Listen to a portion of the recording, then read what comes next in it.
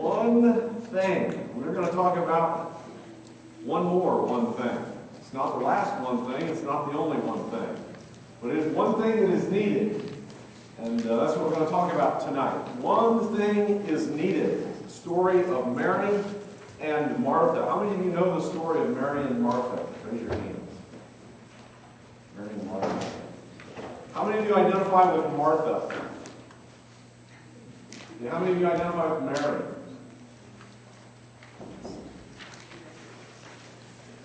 How many of you were brain dead? Yeah, I'm going to say about half of you said you've heard the story and you know it and you don't identify with either. That's a problem. Hopefully we're going to help you do some identification and some analysis of self tonight as we talk about Mary and Martha from Luke chapter 10, verses 38 through 42. This is the only gospel that records this story of Jesus in the home of Martha. It's referred to as Martha's home. For that reason, we think that probably Martha was the older sister. And they had a brother Lazarus. He is not mentioned in this story. That's not necessarily because he's not present. He's just not mentioned. Let's read together beginning in Luke chapter 10, verse 38. As Jesus and his disciples were on their way, he came to a village where a woman named Martha opened up her home to him. She had a sister called Mary who sat at the Lord's feet listening to what he said. But Martha was distracted by all the preparations that had to be made. She came to him and asked, "Lord, don't you care that my sister has left me to do the work by myself? Tell her to help me." "Martha, Martha," the Lord answered, "you're worried and upset about many things, but only one thing is needed. Mary has chosen what is better, and it will not be taken away from her." We're going to talk about balancing our lives this evening, because whether you're talking about physical health, emotional health, spiritual health, relational health, social health, whatever kind of health that you're talking about an individual, balance is vital. It's easily illustrated by what goes on in our physical bodies. Too much of a good thing can be deadly. Did you know you can poison yourself with water? How many of you knew that? Those of you who are the runners that have to be told that you got to be careful that you don't dehydrate, but on the other end of the spectrum, you don't want to put down so much water that you can actually hurt yourself by drinking too much water. By the same token, if you completely lack something that is necessary, it can be dangerous to you. About a year and a half ago, I got word that one of our members was at the emergency room. She was having an irregular heartbeat, and they feared that maybe she had had a heart attack or that there was something seriously wrong with her heart. Long story short, she lacked potassium. The doctor said, "Go home and eat a couple bananas." That was just about literally the prescription. She had just, her diet had not included enough potassium. The lack of potassium resulted in a strain on her heart. As spiritual beings, it's important for us to remember that we have to be both disciplined and balanced. We can't engage in too much of a good thing or lack the necessary things. And this means that we have to be careful how we choose our priorities. The story of Martha and Mary provides us with a clear and even shocking lesson about the importance of making choices where balance in our lives and our priorities are concerned. This really is, as we get into this message, it really should shock us that the kind of choice that Martha made could be criticized. And it should make us scratch our heads and say, "Lord, help me not get caught in that place." Let's talk about what Mary and Martha and Mary had in common. The way that the New Testament speaks of Martha and Mary, as far as their interaction, I think it's very obvious that they are siblings. We don't know how old they are. We presume that Martha is the older sibling, since the house is said to be her house. Now, it strikes us, doesn't it? Those of you who have siblings, can you imagine as adults sharing a house with your siblings? Ooh. It was bad enough when you were little, wasn't it? Yeah, that was terrible. Well, and so as we read this is kind of shocking. What are these three doing, in the same house? What's their problem? Well, in the way that clans and families lived together in the society in which Jesus lived in the first century, this really was not uncommon. In fact, it would have been a very common thing for you to spend your entire life, perhaps even in the same structure as your father, your mother, and your siblings. It wasn't an odd thing at all. Beyond being sisters, they had several things in common that I think is important for us to note as we begin. The first thing they had in common is that they were believers. They were disciples of Jesus Christ. We're not comparing and contrasting a believer with a non-believer. I think that's important for us to say this evening. When we start talking about Martha's choice versus Mary's choice, we're not talking about the world versus the Christian. We're talking about two disciples, committed disciples of Jesus Christ. So that's the first thing they had in common. Second thing they had in common was they both sought to honor Christ. Mary with her service, or Martha with her service, and Mary with her careful attention to the words of Jesus Christ. They both, in their own way, had a desire to honor the Lord by what they were doing. And that's important for us to note. If you had asked each of them at a critical moment, what are you doing? They would have said to you, we're doing what we think most honors the guest who's in our home, Jesus Christ. Third thing that they had in common is they were both sincere in their actions. I've come across a couple of commentators who want to paint Martha out as some self-centered, spiritually immature, terrible person. And I don't think that's the case with Martha. I think we sell Martha short if we reach the conclusion that she was in some way insincere. But please note that sincerity is not the measure of proper priorities. Jesus is going to look at Martha and tell her, you made a choice, but you made the wrong choice. So the fact that she was sincere just made her sincerely wrong. It didn't make her right. We live in an age when we quite often measure truth by sincerity. Listen to me for a moment. The measure of truth is not sincerity. What's the measure of truth? It's a little thing called reality. That's what determines truth, is the reality behind it. You know, if you sit down in second grade and you say 2 plus 2 is 5, you might be as sincere as the day is long. But the reality of life determines that while you're sincere, you're still incorrect. So the measure of truth really is reality, not sincerity. Now, that's not to say that sincerity is not important. And we certainly want you to be sincere in your efforts to uphold the truth. But please remember that just because you're sincere, that doesn't throw truth to the wind. Let's consider Martha's service. I think it's important for us to just really get a firm grasp of where Martha was. Because sometimes as we read through these 3 or 4 verses, we get the idea, we get some ideas, some mistaken ideas that I don't think are necessarily true.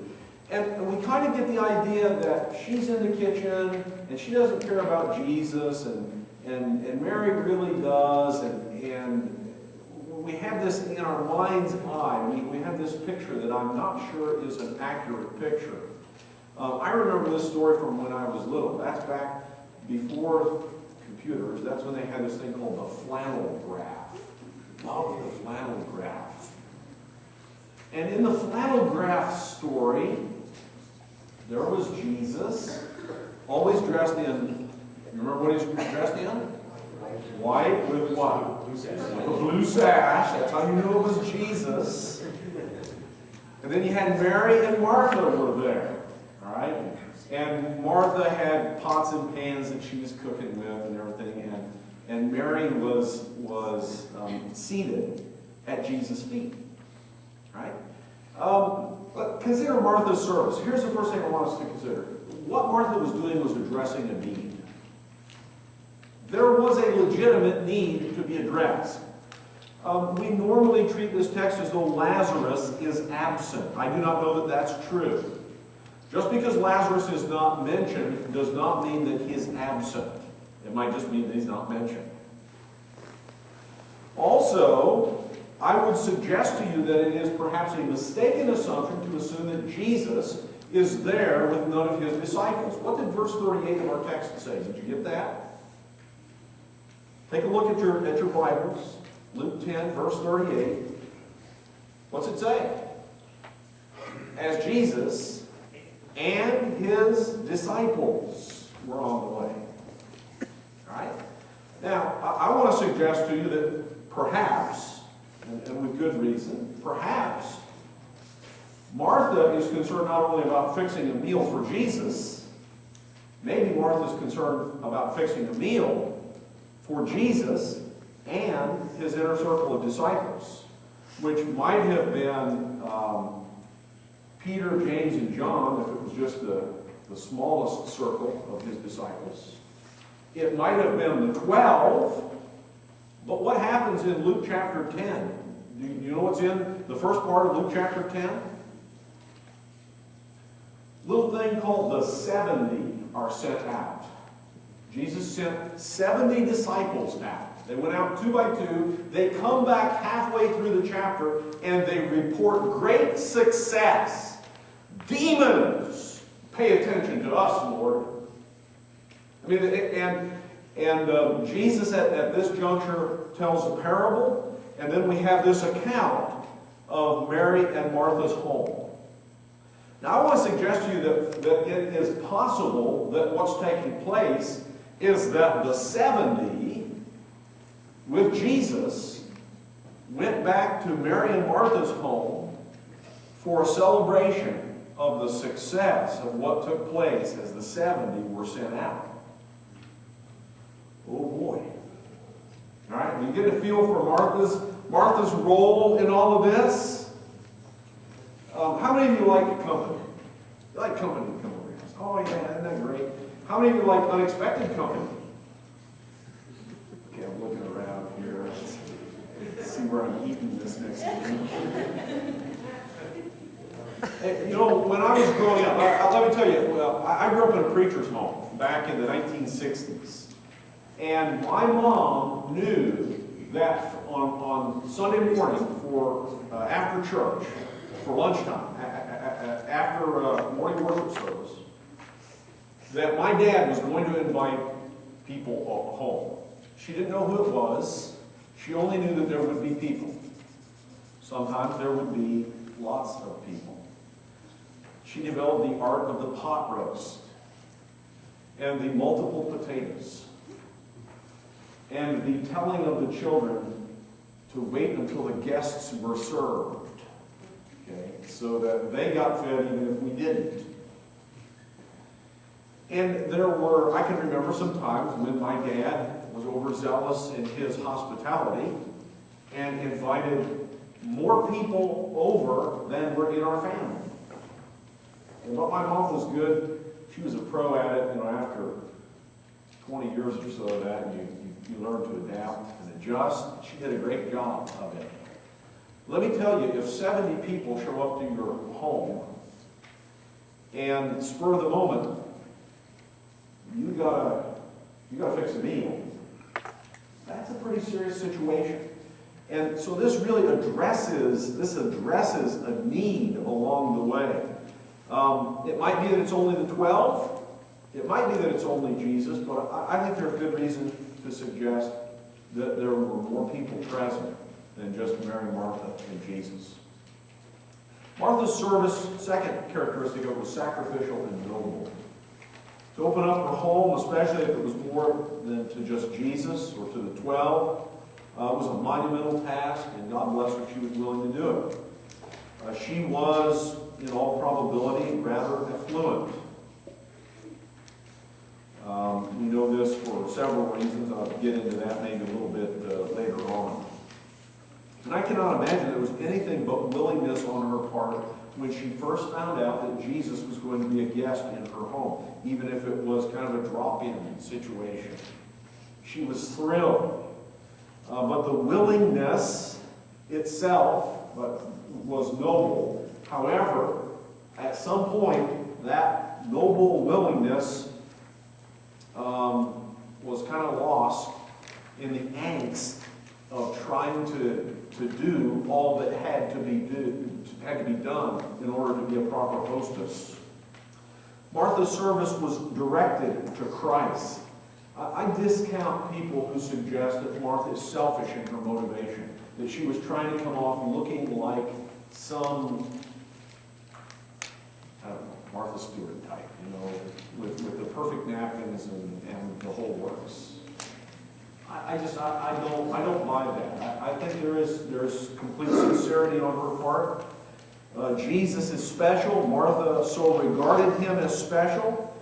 And, this is just a fact of life. Jesus had an entourage wherever he traveled. And so if Jesus was going to come, his entourage most likely was going to come with him. I cannot help but imagine that she might have been caught off guard a bit.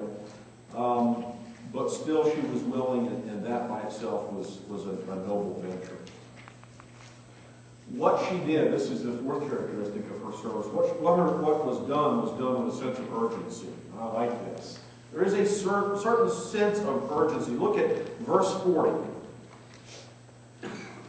Lord, don't you care that my sister has left me to do the work by myself? Tell her to help me. This is the point at which you cannot doubt that these two are sisters. There is no doubt that the two of them are sisters. Perhaps it was past dinner time. The mutton was burning over the fire. The vegetables were not cooking properly. The bread needed to be put on the hot stone. And Martha's trying to do it all by herself. She has become flustered. She initially does the angry looks at Mary. Get out here and help me kind of looks. And finally she throws caution to the wind. She can take it no longer. In essence, she says, Mary, don't be so rude. Help me get things together. And her hospitality had turned into kind of a sibling chiding. Now here's the interesting thing about it. Not thinking, her words have an even sharp edge to Jesus. Notice she talks to Jesus. And do you see what she says to Jesus? Lord, don't you care? Whoa. Okay, if there was a line to be crossed, I think we just crossed that line. Lord, don't you care? And what she wanted the Lord to join in the chiding and get sister off center and get her helping out in the kitchen. Well, the final characteristic of Martha's service is this. It was judged a lesser choice by the only one that matters. That's Jesus Christ. When Jesus says her name, not once, but twice, you know something's coming. Martha, Martha. That's like when my dad used to say, Kenneth John Nichols. It was not, I knew what my middle name was, and I knew that my dad knew what my middle name was, but when my dad felt the need to use all three of my proper given names at the same time, it was not a good situation. When Jesus says Martha's name, not once but twice, you know that there is some correction that is coming. Take your Bibles, because I want to point out several things from the text that I think will help you appreciate this story so very much more. Take a look at verse 40. Our text is translated, Martha was distracted by all the preparations. All the preparations. The word that is translated, all the preparations, in the Greek is literally much service. Now, personally, I prefer that translation. And that's what it says. I'm not sure why you would feel the need to render it all the preparations. Why not put much service? That's what she was doing. She was serving. This is part of the shocking part of this whole story. She is chided. She is corrected because she chose to serve Jesus Christ. Wow. I mean, you know, of all of the things that I could think to be corrected for, that would be first on my list of things that I'm worried about. But that's exactly what happens. She is distracted with her service, our text says. Her service distracted her. Just kind of put that in the thought process, and we'll come back to that in just a second. Verse 41, Jesus said to her, Martha, Martha, you are worried and upset with many things. I love this word, worried. It's a compound word. Half of it means mind. The other half means go to pieces. Martha, Martha, your mind is going to pieces. I mean, that's literally what Jesus says to her. Your mind is literally, you're going to pieces, Martha. We use the expression a person is falling apart. It's a similar expression. And that's the way that the Greek language expresses it. Your mind is coming to pieces, Martha. Her preoccupation with the task at hand had not only blinded her from the better opportunity, it pushed her to the point of angst and breakdown. So much so that she would speak a sharp word to her master. And then verse 42, Mary has chosen what is better. Okay, here is the ultimate slap on the face. It's not just someone else made the right choice. It's not just that right choice is pointed out to everyone else who's present. It's that the person who made the right choice is her sister. And it's her younger sister in addition to that. I mean, can it get any worse than that? Martha, Martha, your baby sister chose rightly, and you blew it, sister. Oh, great. That's the ultimate. Her choice was judged as a lesser choice. Let me make a couple observations at this juncture before we talk about what Mary chose. Let me make these observations. First of all, good is not good enough. This lesson teaches us that good is not, choosing what is good is not good enough. Jesus calls us to choose what is best, not just what is good. My parents taught me a little rhyme when I was a kid, and my dad used to say this. It goes like this: good, better, best. Never let it rest till your good is better and your better is best. And I like that. Good, better, best. Never let it rest till your good is better and your better is best. What Christ wants from us is to strive for the best, not just the good. Satan, listen to me, Satan wins a victory in our lives if we settle for the good and pass on the best. And that's one of the most important lessons from this text. If Satan can get you to simply settle for a good choice and not strive for the best choice, Satan wins a victory. Second observation I would make is this: activity is not spirituality. A lot of people confuse it, but activity is not spirituality. See, many people suppose that since they are busy doing things related to the church and related to God, that makes them spiritual. When in reality, it might just mean that they're people who have too many things to do. They're not particularly spiritual, they just don't know how to say no. Spiritual is a condition of the heart.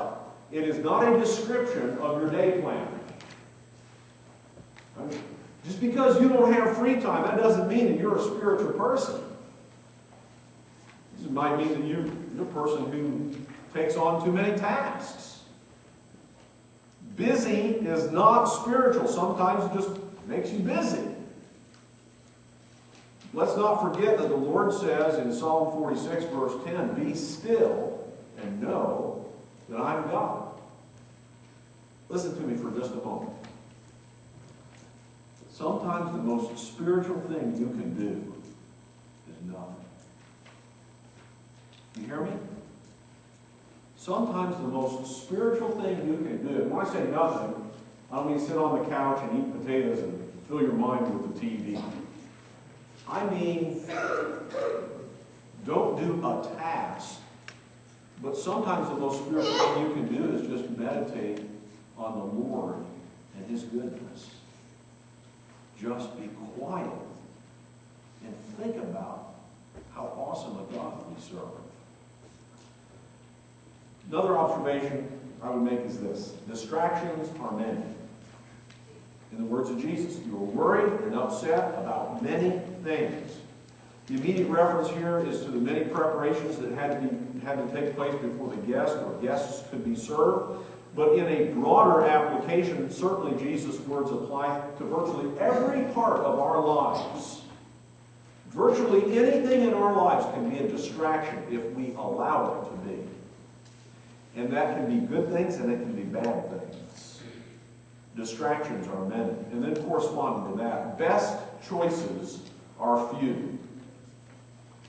You might even say best choices are only one. They're singular.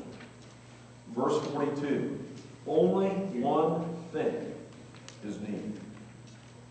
Here's one of the secrets and difficulties of prioritizing our lives. The very best choice that God would have us exercise comes down to only one option. One. And here it is. Placing ourselves in the presence of Jesus Christ, giving attention to His words, and lingering there in life-changing meditation. If I asked you, do you meditate? Most of you would think, no, I don't meditate. I'm not a Buddhist and I'm not fat. Right? So that's what you would think. Because when we think of meditating, the big old husky Buddha sitting in the lotus position, that's what we think of when we think meditate. Listen, folks, meditating is deeply spiritual and deeply Christian. Read the Psalms and tell me that we do not have a responsibility to meditate. Meditating ought to be a part of each of our spiritual lives, our discipline. Best choices are few. Let's talk about how do we choose that which is very best. I'm interested in making Mary-like choices. And we want to have a Mary-like spirit in each of us. I want to suggest to you there are three characteristics about Mary's life that enabled her to make the best choice. And the first is this: we need to be in the right place. Mary was in the right place. You know where the right place is? Mary was consistently at the feet of Jesus. That's the right place. We don't know a great deal about Mary, the sister of Lazarus. There are other Marys, you know. Sometimes we get lost in all the Marys in the gospel accounts. As best we can tell, there are really only 2 other specific stories told about Mary. So that would be a total of 3. We have this one in Luke the 10th chapter, where Mary is at the feet of Jesus while Martha is in the kitchen. The second is at the death of Lazarus when Jesus comes to Bethany. Do you remember what Mary did when she came up to Jesus? Anybody remember? Read it in John chapter 11, verse 32. She fell at his feet. The third time that Mary is mentioned is in the very next chapter of the book of John, chapter 12, verse 2 and 3. The text tells us, surprise, surprise, Martha was busy preparing the meal. Shock of all shocks. And what was Mary doing? Cleaning the feet of Jesus with her hair and anointing his feet with expensive perfume. 3 times Mary is mentioned. Every time Mary is seen at the feet of Jesus. I want to suggest to you tonight that if you want to have right priorities in your life, you will put yourself in the right place. And the right place is at the feet of Jesus. Now, Jesus is not physically present so that you can put yourself at his feet. But we can ask this simple question, and it serves the same purpose. How much time do you spend in the presence of Jesus? And in that process, have you, at least figuratively, metaphorically, fallen at his feet? You cannot do the best thing if you are in the wrong place. Martha was in the wrong place. Working in the kitchen was the wrong place. And even though she was doing a good thing, it wasn't the best thing. That made it the wrong place to be. The second way that we can make sure that we do the best thing is to listen to the right person. Your life will reflect like a mirror the lives of those who you allow to influence you. The voices to which you give ear will be the voices that direct your path. Whose voice are you listening to? What person are you giving ear to? My children think I'm a broken record. We don't watch that TV show. We don't listen to that kind of music. We don't use that kind of language. Why? Because if we're going to be the people who make the best choices in life, we have to listen to the right people, the right person. I hear Christians say, sure, I listen to this and I watch that, but it doesn't affect me. The fact that you can say that tells me it has already affected you. Mary was able to choose the best because she could do so, giving ear to the teaching of the Master. She was listening to the right person. And the third thing that enabled her to make the right choice was she sought the right priorities. We must seek the right priorities. We must be careful to prioritize even our duties done for the glory of Jesus Christ. As a church, listen to me, as a church, we cannot allow our focus to be programming.